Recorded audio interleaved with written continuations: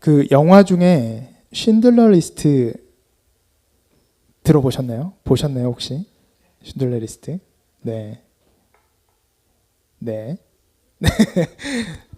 그 영화는 이제 모르시는 분들을 위해서 2차 세계대전 때 독일이 이제 폴란드까지 점령을 하고 나아가는데 이 유대인들을 또 잡아서 정말 괴롭히고 학살하려고 많은 유대인들을 이렇게 잡아들이는 찰나에 나치 당원 중에 한 사람인 이 쉰들러, 이 쉰들러라는 사람, 오스카 쉰들러라는 사람이 이 유대인들을 자신이 운영하는 공장에 노동자로 취직을 시켜가지고 실제로 노동자인 사람들도 있지만 그렇지 않은 사람들까지도 노동자로서 내가 쓰겠다고 이제 나치 그 당에게 말하고 결국 살려주는, 그 목숨을 부지할 수 있게 도와주는 그런 역할을 합니다. 이 사람이 살린 인원이 1100명이 넘는다고 해요. 이 사람이 나치 당원으로서, 독일인으로서 나치가 행하는 모든 일을 따라하고 또 돕고 해야 될 터인데 오히려 그들을 이제 배반한 거죠. 어떻게 보면 그들을 배반하고 그가 생각했을 때 정말 옳은 일, 정말 귀한 일이 무엇인지, 그 생명이 처참하게 죽어가는 그 광경 가운데서 도저히 이것을 못 본 채 할 수가 없어서 그렇게 돈과 성공만 쫓던 이 쉰들러가 마음을 바꿔서 수많은 인원을 살립니다. 그가 갖고 있었던 두려움이 없었을까요? 아닙니다. 목숨을 내놓고 그 유대인들을 자신의 농장에, 공장에 노동자로서 이게 들여서 살리는, 자기의 목숨을 내놔야 하는 그런 일이었습니다. 그럼에도 그는 기꺼이 그 두려움에 맞서서 참된 것을 선택했습니다.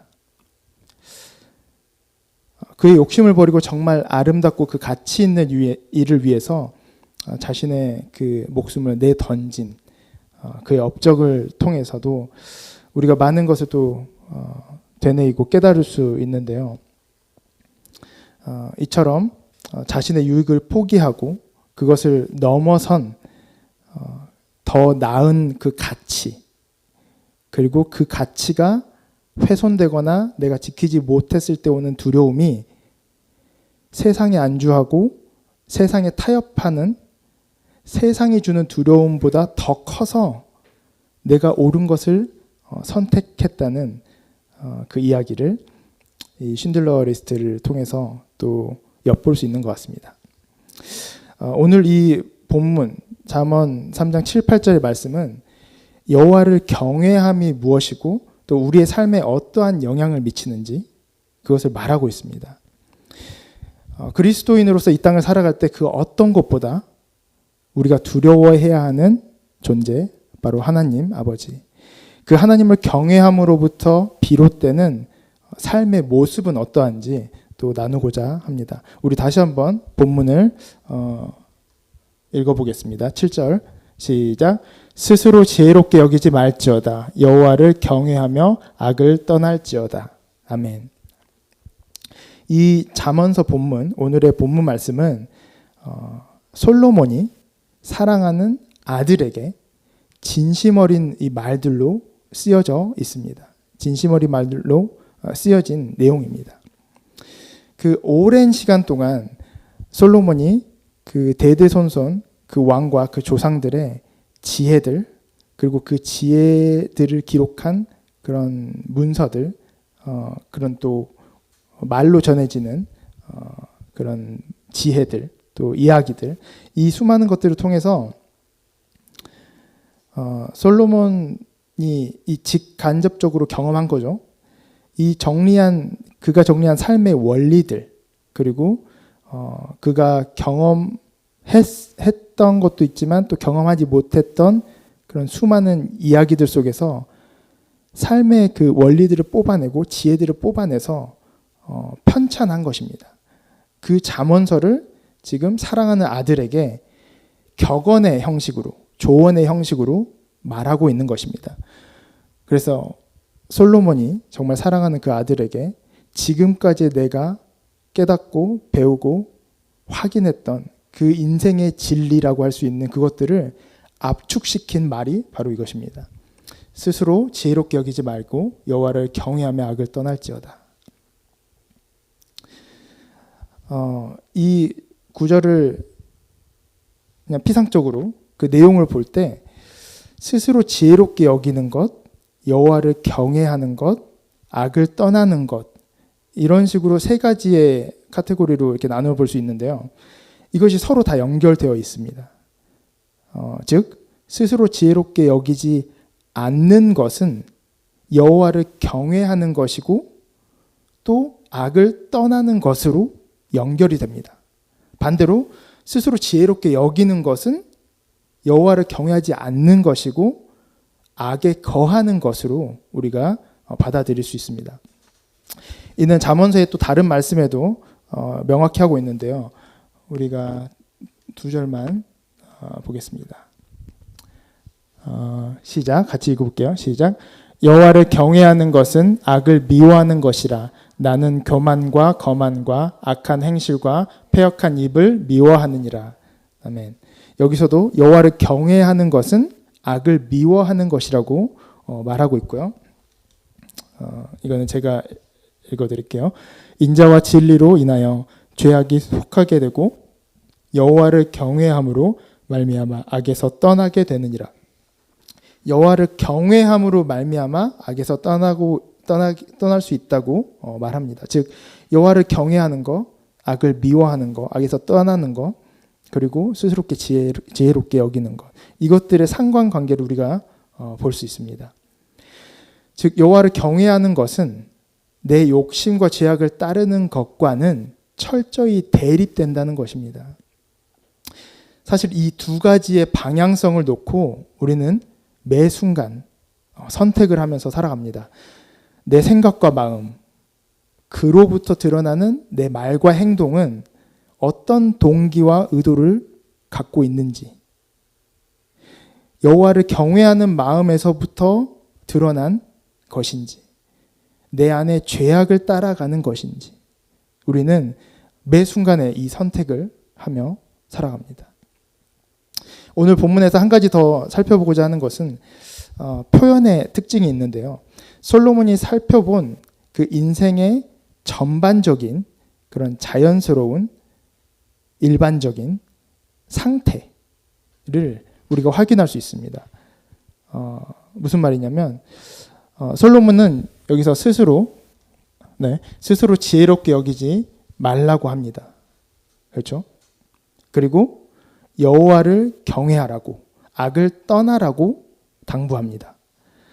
즉 이렇게 하지 말고 이렇게 해라 라고 사랑하는 아들에게 이 모든 인생의 지혜를 담아 말하는 것은 그가 지금까지 관찰해 본 결과, 수많은 조상들의 지혜를 살펴본 결과 대부분이 악에 거하는 축에 속하고 대부분이 하나님을 경외하지 않고 대부분이 스스로 지혜롭게 여기기 때문에 그러한 일반적인 인생과 다른 삶을 살도록 권유하는 것입니다.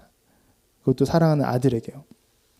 아들아, 너는 교만하지 말고 죄악을 벗어나서 여호와를 경외하거라. 즉 아들이 모든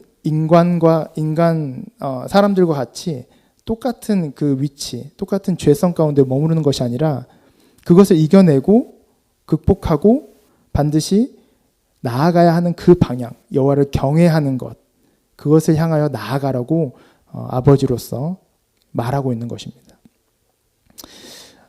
혹시 여러분 가족이나 또 주변 지인들을 통해서 굉장히 자주 듣는 잔소리가 있으신가요?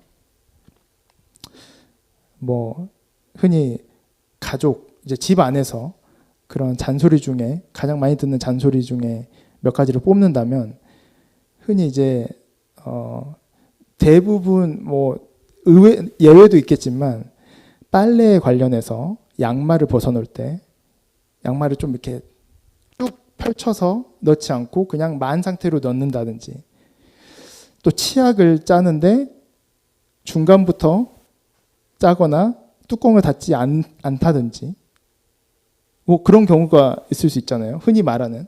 그리고 또 학생으로서 저도 참 이런 경험이 많은데, 그렇게 잘 쉬고 이제 어디 한번 공부 좀 해볼까, 이제 한번 좀 할 일을 해볼까라는 마음이 막 들솟아서, 너무 오랜만에 들솟아서 가려던 찰나에 저기서 넘어서 들려오는 소리가 있죠.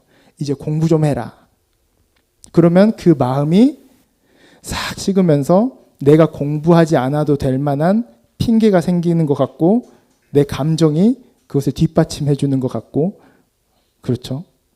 근데 어떻게 보면 이게 굉장히 억울할 수가 있을 텐데, 사실 당부를 하는 사람, 그것을 조언해주고 잔소리를 하는 사람의 입장에서는 이게 사실 당연한 겁니다. 왜냐하면 그동안에 내가 비춰진 모습들, 내가 행한 행동이 또 그 반복되는 패턴으로 할 것 같아서 이렇게 당부를 해주고 그 하지 못하게 미리 잘라서 조언을 해주는 것인 거죠.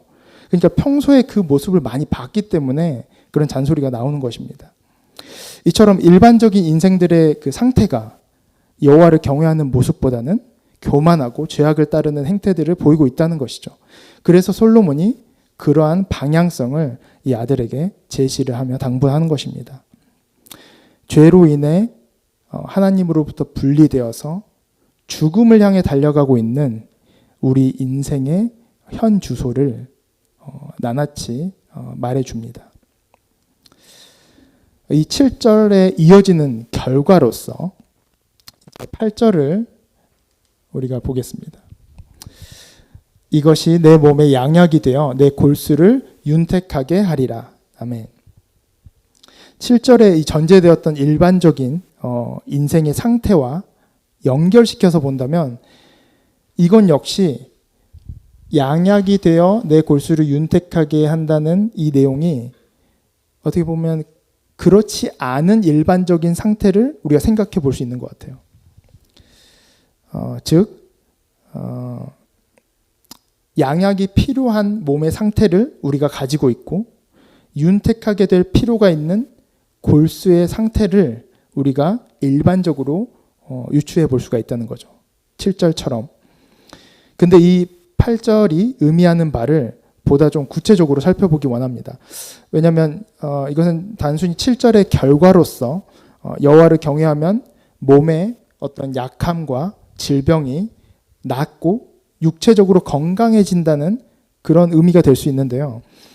이렇게 문자 그대로 해석할 수 있지만 실질적으로 그 당시에 히브리인들이 가지고 있는 그 사고 체계 그리고 세계관들을 따져보면 조금 더 다른 의미를 갖고 있습니다. 먼저 이 몸에 해당하는, 그리고 이 골수에 해당하는 이 히브리 원어를 보면 몸은 이제 배꼽, 몸, 살을 뜻하는 단어고요. 그다음에 골수는 이제 에쳄이라는 그 원어로서 뼈, 골격을 의미합니다. 그리고 이것은 생명과 활력을 상징합니다. 즉 히브리적 사고에서는 이 살과 뼈는 단순히 신체의 일부만을 의미하지 않습니다. 사실 그런 전인적인 개념, 그러니까 인간 전체적인 개념을 의미합니다.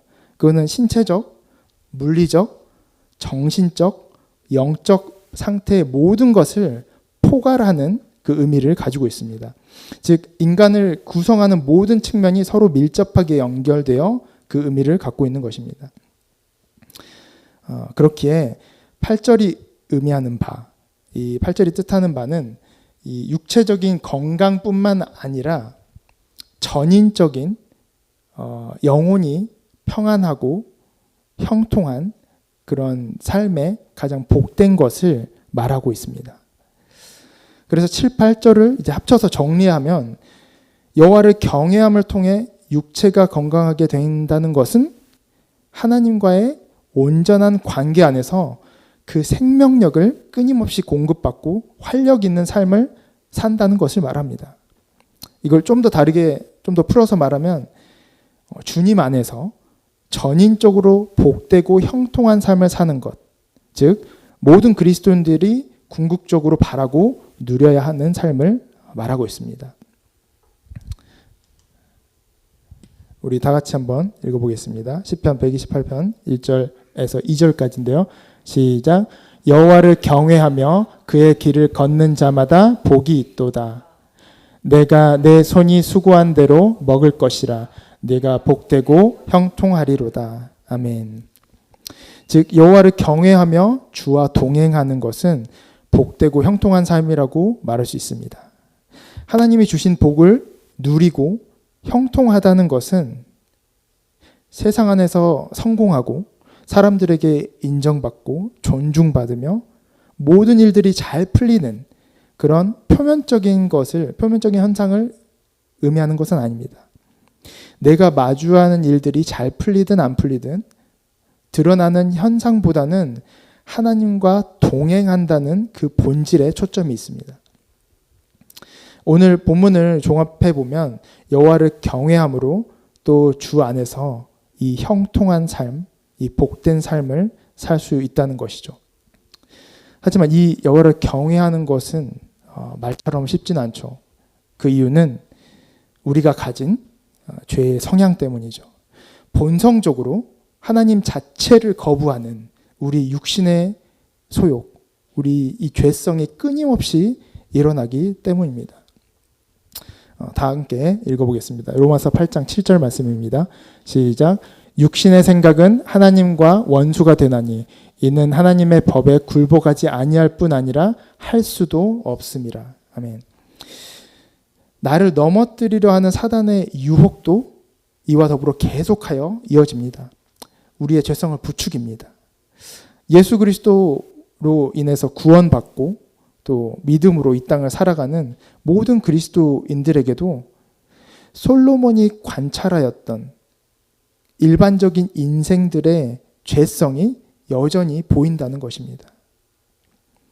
그래서 우리는 은혜에 의해서 또 믿음으로 말미암아 구원받은 우리에게 거기서 끝나는 것이 아니라 계속하여 하나님의 공급하신 그 은혜가 필요합니다. 죄를 떠날 수 있는 은혜, 그 능력, 그리고 여호와를 향한 경외심이 회복되어지는 은혜, 여호와를 경외함으로 인한 형통한 삶을 또 누리는 은혜. 하나님은 말씀만 하시고 지켜라라고 하시는 분이 아니시죠. 당신의 생명의 말씀을 순종하여 행할 수 있도록 은혜를 베푸십니다. 아멘. 그렇게 동행하여 주시는 또 그 은혜를 오늘 또 지금 이 순간 우리에게 허락하셨고 베풀고 계신 하나님이심을 믿습니다. 아멘. 그렇다면 우리는 진정 그 은혜를 따라 하나님을 경외하는 삶을 살아가고 있나요? 그런 경외하는 모습이 우리 삶 안에 발견됩니까? 여호와를 경외한다는 것은 조금 더 풀면 어떤 의미일까요? 어떤 뜻일까요? 다 아시듯이 경외한다는 그런 기본적인 의미는 두려워하고 무서워한다는 말입니다. 존경하는 마음이나 그에서 비롯된 반응과 태도입니다. 여호와를 경외한다는 것은 하나님에 대한 올바른 지식이 있어야 되고 그분과 나와의 관계를 정확히 알 때 자연스럽게 발생할 수밖에 없는 마음가짐이자 나의 태도입니다. 즉 창조주 하나님, 공의와 자비의 하나님, 심판하시는 하나님, 나의 구주 여호와 하나님, 나의 아버지 하나님을 알 때에 자연스럽게 내 안에서 생기는 거룩한 두려움이며 경외심입니다. 그로 인한 반응이 바로 그 무엇보다 그 어떤 것보다 하나님을 가장 가치 우위에 두는 것이고 그 누구보다 사랑하게 되는 경외함이 드러나는 것입니다. 우리는 이 경외함을 반드시 회복해야 할 줄 믿습니다.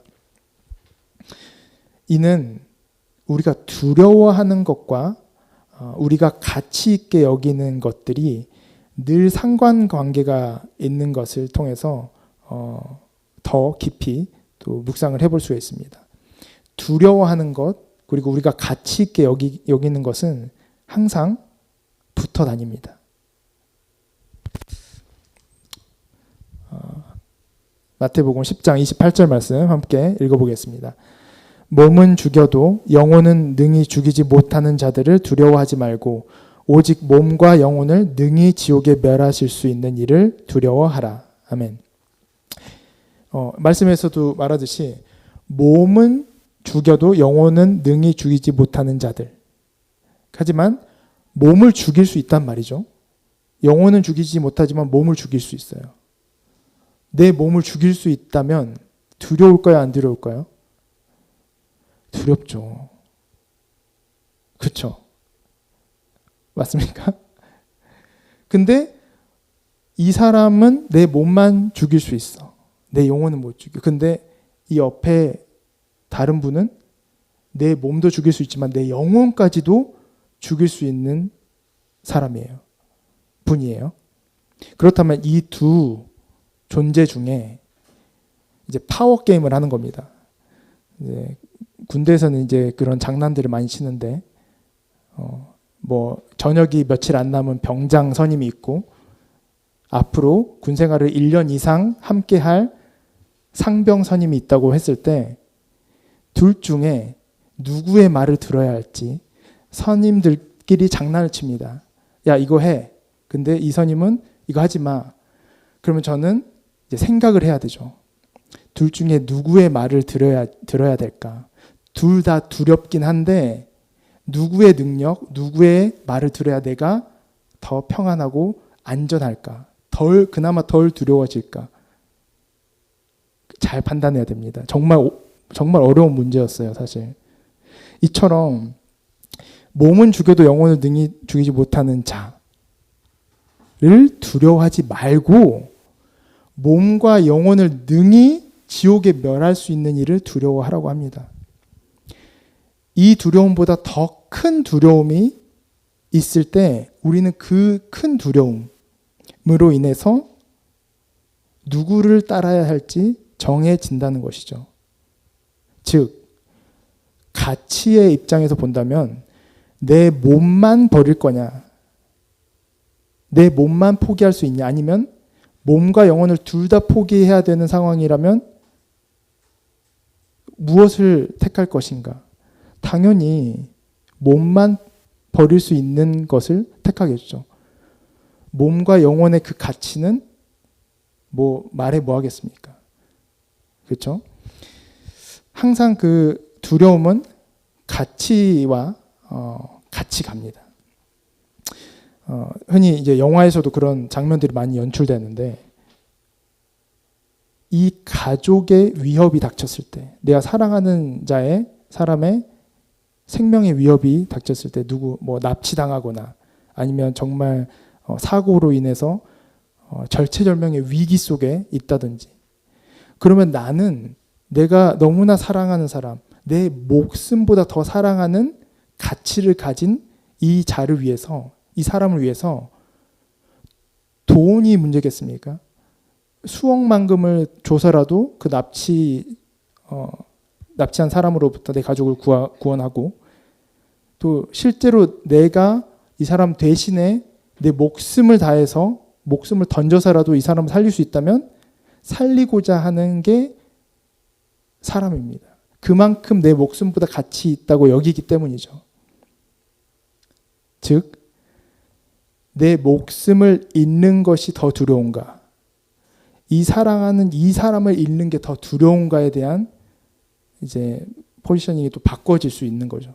가치와 두려움이 이렇게 함께 간다는 것입니다. 사도행전 20장 24절에 이렇게 말씀합니다. 제가 읽어드리겠습니다. 내가 달려갈 길과 주 예수께 받은 사명, 곧 하나님의 은혜의 복음을 증언하는 일을 마치려 하면은 나의 생명조차 조금도 귀한 것으로 여기지 아니하노라. 그 바울이 복음을 증언하는 그 사명을 받고 그것을 마치기 위해서 내 생명을 조금도 귀한 것으로 여기지 않는다는 거예요. 이 말에 있어서 내 생명이 가치가 없거나 귀하지 않다는 말이 아니죠. 너무나 가치 있고 귀한 것임에도 불구하고 이것보다 내가 더 가치 있게 여기는 것, 이것보다 내가 실패했을 경우 내 목숨을 지키는 것보다 더 두려워할 만한 이 사명, 이것을 내가 더 내 목숨을 걸어서라도 마치려 한다는 것입니다. 즉 바울의 이 고백을 통해서도 무엇이 가치 우위에 있는지, 내가 무엇을 더 가치 있게 여기는지를 잘 알아야 합니다. 정확히 알고 그것에 대한 확신이 있어야지 행동으로 이어지게 되는 것이죠. 이렇게 내가 두려워하는 대상이 또 나와는 어떤 관계인지 명확히 알아야지 그것으로부터 참된 행동, 행위, 경외함이 나온다는 것입니다. 하나님에 향하여 이것을 생각해 봤을 때 하나님과의 나와는 어떤 관계이길래 내가 이 경외함을 가져야 하는가, 두려워함을 가져야 하는가를 생각해 볼 수 있습니다. 그냥 단순히 창조주, 전능자, 이 창조주의 심판과 진노가 무서워서 하나님이 말씀하신 것을 지키지 않았을 때 오는 그 처벌, 그 엄청난 지옥을 멸하실 수 있는 분의 진노가 무서워서 그것을 피하고자 하기 위한 복종인가? 그렇지 않습니다. 로마서 8장 15절 말씀 한번 같이 읽어보겠습니다. 시작. 너희는 다시 무서워하는 종의 영을 받지 아니하고 양자의 영을 받았으므로 우리가 아빠 아버지라고 부르짖느니라. 아멘. 율법을 통해서 그 율법을 통해서 얻어지는 그 의를 이루지 못해서 받는 하나님의 진노가 있습니다. 그 진노 아래서 멸망의 자녀가 느끼는 그 두려움이 있습니다. 근데 그 두려움이 아니입니다. 양자의 영을 받았으므로 우리가 아빠 아버지라고 부르짖는 아버지와 아들의 관계, 아버지와 자녀, 아버지와 딸의 관계가 된 것입니다. 양자의 영을 받았기 때문이죠. 그래서 예수 그리스도 안에서 이제는 완전히 다시 태어난 새 피조물이라는 것을 우리가 기억하고 있어야 됩니다. 이제 이 경외심은, 우리가 회복해야 될 하나님을 향한 경외심은 자녀로서 아버지를 향한, 하나님 아버지를 향한 그 온전한 존경과 사랑과 두려움입니다. 이처럼 여호와를 향한 경외심이 회복되기에 앞서서 우선 하나님이 누구, 그리고 예수 안에 우리가 누구인지 정확히 아는 것이 중요하죠. 정확한 것을 알기 위해서는 올바른 말씀 지식을 갖고 있어야 됩니다. 건강한 그 믿음을 올바른 지식 위에서 갖고 있을 때 우리는 너무나 당연하고 자연스럽게 하나님을 가장 가치 우위에 둘 수 있게 되는 것입니다. 그 어떤 것과도 바꿀 수 없고 견줄 수 없는 하나님의 그 영광을 가장 1순위에 두게 된다는 것이죠. 이를 위해 우리가 반드시 해야 될 일, 기본적으로 해야 될 일, 이 경외함을 회복하기 위해 해야 될 일은 바로 말씀을 읽고 먹고 또 묵상하고 소화시키는 그 경건 생활이 필요한 것입니다. 반드시 확보를 해야 됩니다.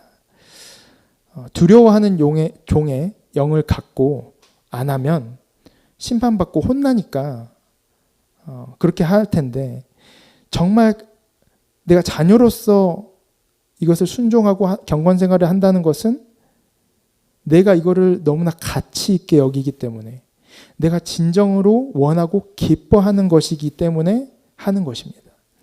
내가 전심으로 경외하는 하나님을 더욱 사랑하고자, 더욱 사랑하는 그 기본 요건이 되기 때문에 경건생활을, 말씀을 통한 경건생활을 하게 된다는 것이죠. 그렇게 하나님과의 깊은 교제를 우리는 이어가야 될 줄 믿습니다. 우리는 여호와를 경외함과 또 죄악을 따르는 것의 대립적인 관계를 앞에서 보았습니다. 하지만 여호와를 경외함을 회복하기 위하면서도 때로는 우리가 죄악, 특히 되게 작아 보이는 죄악을 경시하는 경우가 있습니다. 아무리 작은 육의 소욕일지라도 이 정도면 괜찮겠지, 이 정도쯤은 내가 컨트롤할 수 있어 라는 틈을 내어주면 안 된다는 것입니다. 죄악은 죄악으로서 철저히 떠나야 하며 죄와 피 흘리기까지 싸워야 하는 것입니다.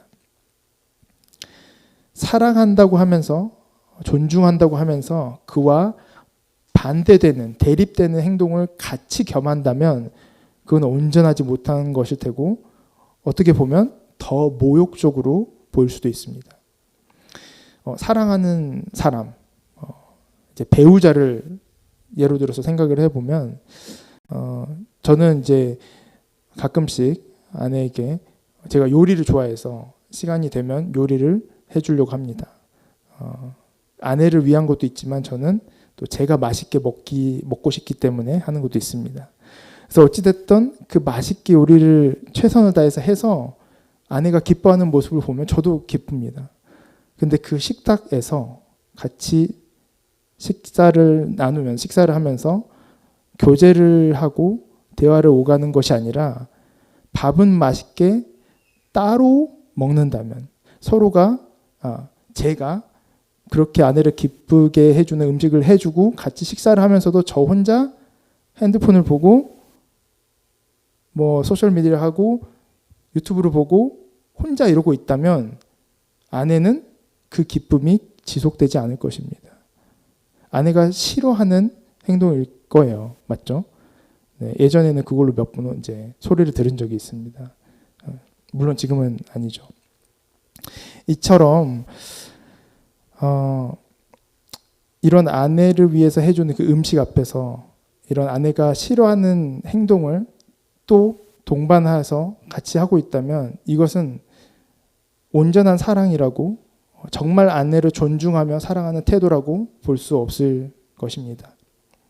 즉 사랑의 관계가 온전해지고 풍성해지는 것을 방해하는 것들을 과감히 쳐내야 한다는 것이죠. 상대가 기뻐하지 않는 것들을 하지 않는 것도 중요하다는 것입니다. 여호와를 경외하는 것을 방해하는 우리가 가진 일상의 작은 습관들이 있습니까? 내 안에 하나님보다 더 두려워하고 하나님보다 더 높아져 있는 것들이 있습니까? 이 죄들과 피 흘리기까지 하나님보다 높아진 이 스트롱홀드를 더 과감히 쳐내고 싸워야 한다는 것입니다. 이 과정들을 통해 우리는 여호와를 경외함을 회복할 수 있을 것입니다. 여호와를 경외함으로 변화되고 회복되는 삶을 또한 경험해야 계속해서 선순환이 반복됩니다. 삶의 형통함, 아까 나왔던 8절에 언급했었던 복이 있는 삶, 또 삶의 형통함, 이것들을 또 우리가 맛볼 때에 여호와를 경외함이 어떠한 의미인지 더 깊게 우리가 맛보고, 또 이것을 맛봄으로 인해서 하나님을 더욱더 경외하고자 하는 마음 역시 다시 샘솟고 이 선순환이 반복될 것을 또 믿습니다. 사랑하는 채플 성도 여러분, 한 분 한 분, 이미 허락하신 하나님의 은혜가 오늘도 우리에게 부어지고 있습니다. 하나님을 제대로 알고 믿어서 여호와를 경외함을 회복하기를 또 원합니다.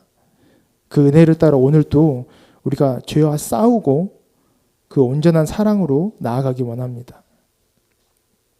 하나님을 향한 두려움, 그 올바른 경외심이 회복됨으로 세상이 우리에게 주는 두려움을 이겨내고 승리하는 우리가 되기를 간절히 기도합니다. 마지막으로 이 오늘 본문의 말씀, 스스로 지혜롭게 여기지 말지어다 여호와를 경외하며 악을 떠날지어다. 이것이 내 몸에 양약이 되어 내 골수를 윤택하게 하리라. 이 오늘의 말씀은 처음에 나눴듯이 솔로몬이 아들에게, 그가 정말 목숨을 다 내어주어도 아깝지 않은 그 아들에게 호소하듯이 말하고 있는 내용입니다. 하나님이 자녀된 우리에게 친히 말씀하시는 것으로 우리가 받아들여도 됩니다. 사랑하는 내 아들아, 내 딸아, 그 죄악의 자리에서 박차고 일어나서 나를 향해 달려와 줄 수 있겠니? 하고, 또 그 무엇보다 나를 먼저 두고 그 누구보다 나를 사랑할 수 있겠니? 라고, 또 내가 나를 경외하는 그 자리에서 우리가 더 깊은 사랑의 동행을 시작할 수 있다고 말씀하시는 것 같습니다. 여호와를 경외함으로 이 땅에서 하나님께서 기뻐하시는 삶을 살아가는 저와 여러분 되기를 간절히 소망합니다. 네, 우리 다 같이 기도하겠습니다.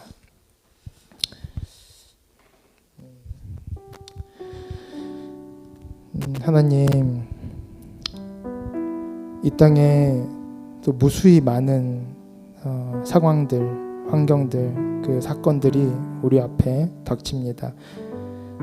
그것들은 우리를 근심케 하고 또 두렵게 하는 것들이 있습니다. 그 어떤 것보다 아름답고 가치 있고 또 우리를 살게 하시는 하나님을 먼저 두길 원합니다. 그래서 우리의 중심에 하나님의 말씀이 굳건히 자리 잡히고 하나님을 향한 경외함이 회복되어지길 원합니다. 하나님, 그렇게 여호와를 경외함을 통하여 이미 주님께서 허락하신 그 하늘의 복들을 누리고 또 아버지께서 기뻐하시는 삶을 사는 저희들 되도록 우리 다 함께 마음 모아서 기도하고 제가 기도하고 주기도문으로 예배를 마치겠습니다. 기도하겠습니다. 사랑의 하나님, 주님을 경외하고 이 시대 가운데 정말 우리 모두가 잃어버리고 간과하고 있는 것은 아닌지, 하나님을 경외하기, 그것을 회복하기 위하여 먼저 하나님이 누구신지 알고 내가 누구인지 알고 또 어떤 관계 가운데 우리가 하나님을 경외할 수밖에 없는지 주님 우리에게 깨닫게 해주시고 가르쳐 주시옵소서. 그 어떤 두려움보다, 그 어떤 가치 것보다 하나님을 더 두려워하고 하나님을 가장 가치 있게 여기는 우리의 심령이 회복되어 우리의 믿음이 회복되어 진정으로 그 밑바닥이 정말 단단히 굳건히 자리 잡은 상태에서 주님을 향한 진실된 경외함이 회복되어지기 원합니다. 그 경외함을 가지고 우리가 매일하며 하고 그 무엇보다 하나님을 존중하고 하나님을 가치 있게 여김으로 말미암아 그로 인한 우리의 말과 행동, 우리의 삶이 또 주님의 영광을 높이며 오직 예수 그리스도의 향기와 빛을 바라며 살아가는 우리 모든 자들 되기 원합니다. 주님을 경외할 때 우리 삶으로 드러나 우리가 맛볼 수 있는 하늘의 복들이 있습니다. 그 신선한 열매들이 있습니다. 그 생명의 열매들을 우리가 다시금 맛보고 깨달음으로 더욱더 하나님을 경외하고자 하는 마음이 살아나고 연결되어지길 바랍니다. 그렇게 하나님을 경외하고 또 그로 인한 삶의 형통함과 주님과 동행함으로 그 복을 누리며 살아갈 때 다시 우리가 진정으로 하나님을 경외하는 자로서 더 깊은 경외로, 더 온전한 경외로 나아가고자 하는 마음이 회복될 것을 또 믿습니다. 주님 한 분 한 분 기억하시고 하나님 아버지, 감사. 이런 거룩한 또 주일 우리에게 허락하여 주셔서 이미 부어주시고 허락하신 그 은혜를 따라 하나님을 경외함이 어떠한 것인지 그 경외함을 회복하기 위하여 우리가 나아가야 할 발걸음은 무엇인지, 그 기도의 첫 마디가 무엇인지 우리로 하여금 내뱉게 하시고 묵상케 하시니 감사합니다. 주님, 계속하여 우리가 이 시대에 쉽게 잃어버릴 수 있는 하나님을 향한 경외함, 이것이 회복되어지기 원합니다. 상대에 대한 존중과 세대 간의 갈등, 이 모든 것이 무너지고 또 전달되어지지 않는 이 세대 간의 갈등이 담긴 가득한 이 사회 가운데 우리가 하나님께서 주신 그 은혜를 따라 진정 하나님을 존중하고 경외하는 이 마음이 회복되어 그로 인한 삶의 형통함, 그 삶의 복들을 또 누리기를 원합니다. 그 형통한 복들, 그 삶을 주님과 동행하며 그 생명의 열매들을 또 맛볼 때에 다시금 우리 마음 가운데 주를 향한 그 경외함이 더욱더 일어나고 더욱더 온전히 빛을 발하여 그 선순환이 또 이어지기를 간절히 원합니다. 그로 인하여 우리의 삶을 통해서 또 영광 받으시고 하나님 나라를 확장해 가실 하나님을 찬양합니다. 계속하여 우리 각자의 삶 가운데 돌아가서도 주님, 이 마음을 잊지 않고 이 경외함이 회복되어지는 그 발걸음이 시작될 수 있도록 은혜 베풀어 주시옵소서. 이 모든 말씀 우리 주 예수 그리스도 이름으로 기도드립니다. 아멘. 주기도문으로 예배를 마치겠습니다. 하늘에 계신 우리 아버지여, 이름이 거룩히 여김을 받으시오며 나라가 임하옵시며 뜻이 하늘에서 이루어진 것 같이 땅에서도 이루어지이다. 오늘 우리에게 일용할 양식을 주옵시고 우리가 우리에게 죄진 자를 사하여 준 것 같이 우리 죄를 사하여 주옵시고 우리를 시험에 들게 하지 마옵시고 다만 악에서 구하옵소서. 대개 나라와 권세와 영광이 아버지께 영원히 있사옵나이다. 아멘.